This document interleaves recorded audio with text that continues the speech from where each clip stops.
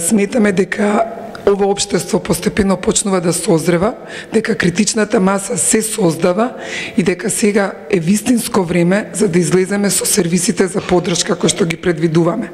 Нашата идеја е дека се потекнува од идејата креира став и тоа е гард кон стереотипите. Тоа е моделот кој што ќе ни овозможи да ги започнеме процесите и да ги придвижиме работите во насока на револуционерни измени. Затоа што на ово општество во овој момент потребни му се само револуционерни измени. Тоа е единствен можен начин. Тоа се новите начини на човечката интеракција како дел од нашите процеси на созревање, индивидуално и на целото општество. Моделот на успешните е да водиме, да се разликуваме и да испорачуваме. Лидерството е една од круцијалните појдовни точки. Тоа ќе ни овозможи да обединиме и да канализираме. Лидерството во невладиниот сектор има една своја специфика која што се однесува на соработката со останатите здруженја и со владините структури. Значи тоа е еден линк, без тој линк нема функционално и оптимално демократско општество.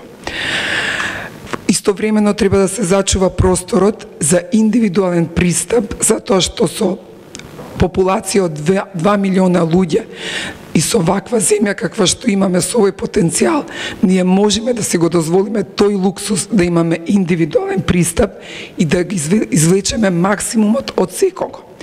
По што се разликуваме?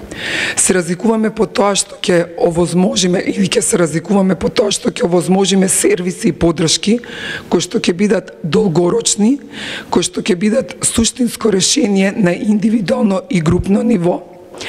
Тие сервиси воглавном ќе се базираат на едукација, до едукација и озанатување. Досегашните системи за поддршка кои што ги воглавном кои што се нудеа од државата и од невладиниот сектор беа без долгорочни решенија. Подоцна ќе видите во нашите предвидени концепт проекти дека сите сервиси кои што ќе бидат понудени ќе бидат условни. Значи ние ќе бараме за возврат од корисниците на нашите сервиси одговорност. Ние ќе бараме нивно освестување и нивна свесност за нивните врски.